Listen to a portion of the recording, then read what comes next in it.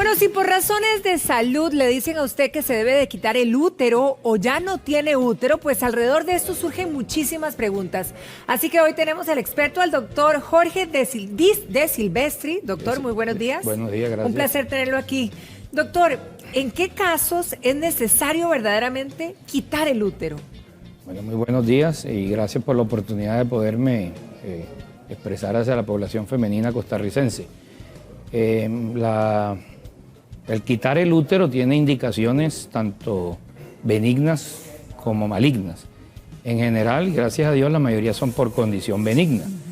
Ejemplo, fibromas, pólipos, adenomiosis, que es una patología del útero, quistes en la trompa, quistes en el ovario, o patologías malignas como un cáncer de útero o un cáncer de ovario.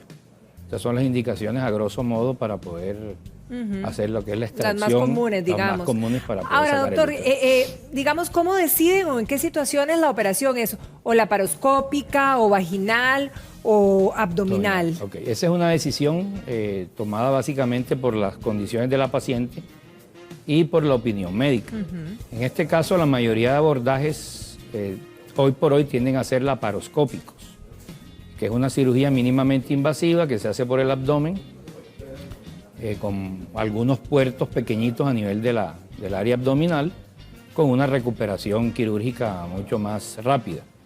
Existe también la alternativa de la pancita abierta, digamos, y la cirugía vaginal básicamente está enfocada en pacientes que tienen un prolapso o un descenso importante del útero, que el abordaje quirúrgico es más fácil hacerlo por esa zona. Por esa vía. Ahora, doctor, ¿es cierto lo que se habla, digamos, de que si la cirugía es abdominal, molesta mucho más que la vaginal en cuanto a dolor y molestias? Ok. Ese concepto de dolor, digamos, está más establecido en las pacientes en los cuales se le hace la histerectomía, pero abierta. Correcto. Hoy, que el abordaje mayor tiende a ser laparoscópico, el dolor es mucho menos presente y la recuperación de la paciente es mucho más asertiva. Entonces, realmente dolor en una cirugía laparoscópica es muy improbable que suceda. En una cirugía abierta sí te puede generar la sensación de dolor o incomodidad o recuperación un poco más lenta. Cuando hablamos de histerectomía, ¿cuáles son los órganos que se extirpan? Porque muchas veces confundimos de qué se trata, ¿verdad? Ok, la histerectomía es la resección, la extracción del útero. ¿Solo útero, Solo doctor? útero.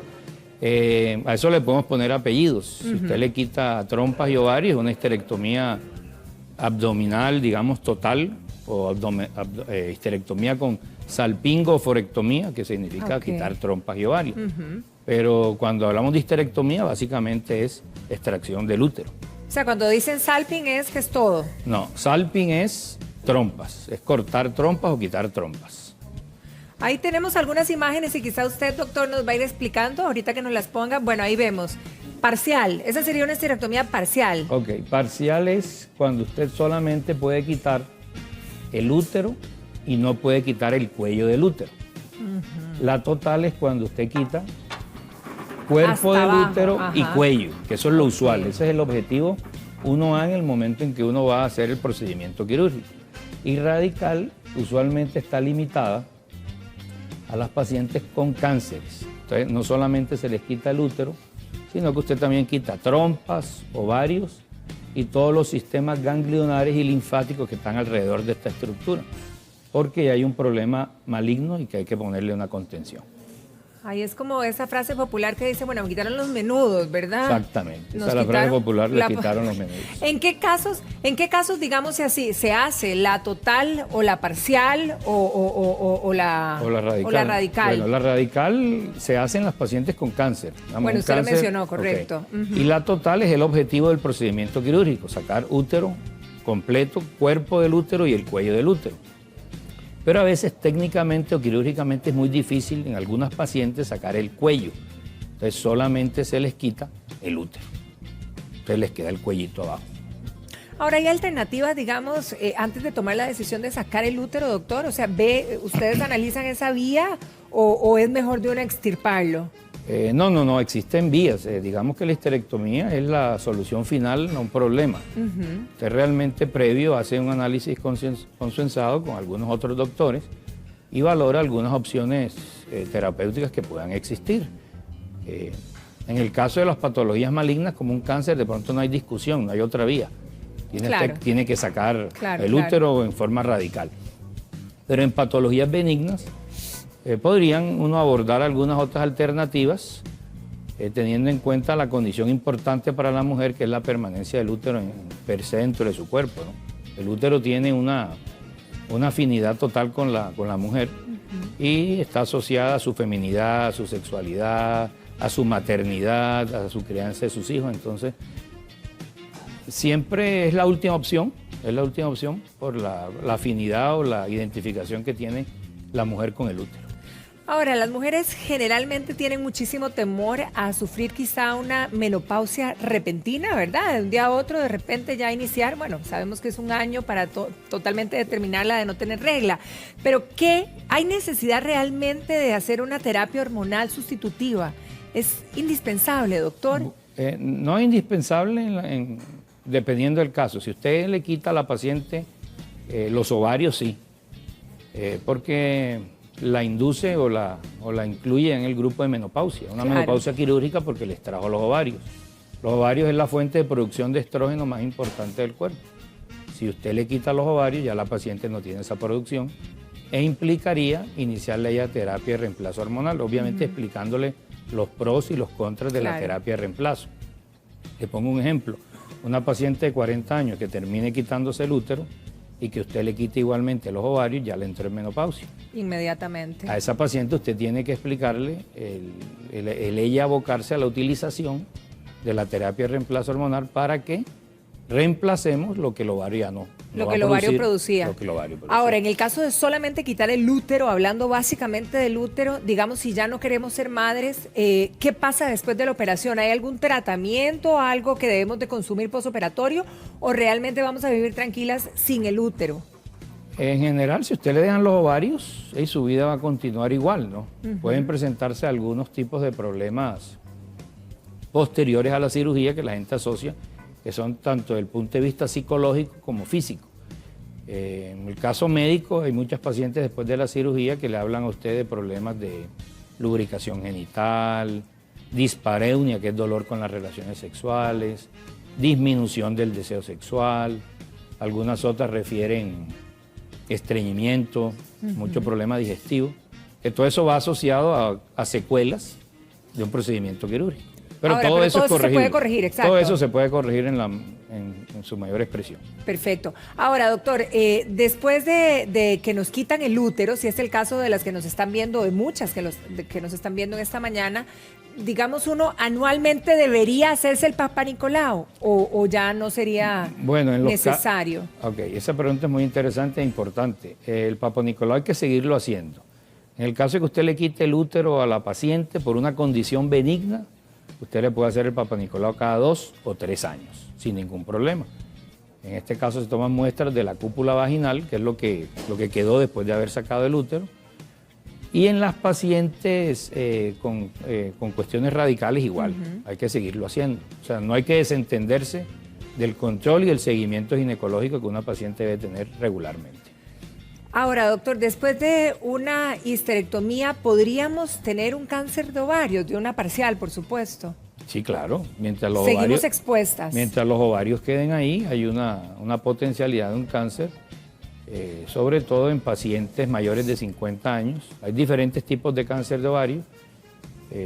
Los más frecuentes son epiteliales y usualmente el grupo etario donde más se manifiesta es después de los 50 años, en menopausia. Ahora, doctor, después de esta misma cirugía, ¿una mujer debería de tener una alimentación diferente quizá o consumir suplementos? ¿Hay fatiga de por medio? Porque algunas la reportan. ¿Qué es lo que se debe hacer? Bueno, realmente la recuperación de una cirugía de esta es bastante rápida y buena. Hoy en el caso de la cirugía laparoscópica, podemos decir que a las 2 semanas una paciente ya está incorporada incluso a su vida laboral e incluso su vida sexual. En este caso se le dice que espere unas 4 o 6 semanas para inicio de vida sexual. Y con respecto a alimentación, realmente no hay ninguna contraindicación de nada. Su alimentación normal y su recuperación normal, no necesita tomar ningún tipo de suplemento ni correctivos como para anemia, porque realmente la potencialidad de sangrado en cirugía laparoscópica es muy escasa. Buenísimo. Esa es una de las razones por las cuales se utiliza. De las ventajas. Recuperación, menos posibilidad de sangrado, menos posibilidad de infección. Usted mencionó que algunas mujeres reportaban estreñimiento y gases. En ese caso, por ejemplo, ¿qué se les recomienda a estas pacientes, doctor? Bueno, ahí hay que modificar un poco la dieta, agregarles un poco de fibra, agregarles más ingestión de agua diaria, frutas, verduras, o fibras externas, que vayan a algún supermercado o farmacia y comprar fibras. Y hay reguladores digestivos para mejorar un poco el tránsito intestinal. Hay múltiples medicamentos en el mercado que le ayudan a ustedes a regular su tránsito intestinal y a mejorar esa condición. Realmente eso es muy manejable. Bien. Ahora, doctor, empiezan las consultas de nuestras televidentes porque eso siempre genera muchas dudas y consultas. Una de ellas nos dice que le diagnosticaron un absceso hemorrágico en un ovario y justamente le estaban diciendo que habría que extirpar el útero por esta situación. ¿Cuál es su opinión, doctor? Bueno, ya habría que ver qué condiciones tiene ese absceso. O sea, un absceso es una cuestión con pus. Es como una infección. Como una infección con pus. Entonces, habría que valorar la edad de la señora, si ya tiene, digamos, 40, 45 años, ya tiene un número de hijos suficientes, tiene su plan familiar, digamos, resuelto así, cabe la opción que no solamente le quiten ese ovario comprometido, sino que también acompañen la cirugía con la extracción del útero. Y depende de la diseminación de la infección. Doctor, hay otra de nuestras amigas que consulta sobre la fatiga, precisamente, que después de la histerectomía se sintió muy cansada y fatigada. ¿Esto es natural, normal? Bueno, puede pasar. A ver, en el ámbito privado la mayoría de cirugías de este tipo se hacen laparoscópicas. En el ámbito público se hacen laparoscópicas y abiertas. Entonces la cirugía abierta tiene un volumen de sangrado mayor. Claro. Hay una manipulación de los órganos vecinos al útero, estiramiento de músculos, estiramiento de nervios, el cansancio propio del tiempo anestésico que se hace largo. Entonces podría la paciente experimentar en su recuperación y su posoperatorio incomodidades y cansancio. Cosa que se resuelve inmediatamente la paciente empieza a ejercitarse, a caminar, a moverse, a empezar a comer regularmente. ¿Y en este caso de las operaciones abdominales habría riesgo de anemia o no? Es muy raro, a menos que haya una complicación quirúrgica en el trasoperatorio y la paciente sangre en forma excesiva.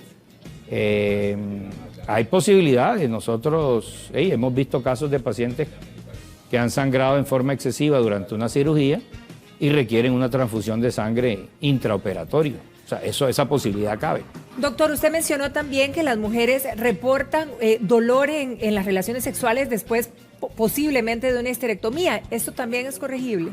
Eso es corregible. Si es corregible, eso se ayuda un poco iniciando en forma temprana las relaciones sexuales, perdiéndole el miedo a iniciar nuevamente la relación sexual, utilizando lubricantes o incluso cremas de estrógenos vaginales. Se pueden utilizar algunos dilatadores vaginales porque hay pacientes que pueden quedar con cierta estrechez. Claro. Entonces se usan dilatadores para que cuando inicien nuevamente vida sexual plena sea una vida sexual satisfactoria. Doctor, un placer tenerlo en nuestra casa. Muchísimas Muchísimas gracias por toda esta información. Con mucho gusto. Y bueno, le deseo un feliz día, doctor. Muchas gracias. Muchas gracias a usted por invitarnos. Vero.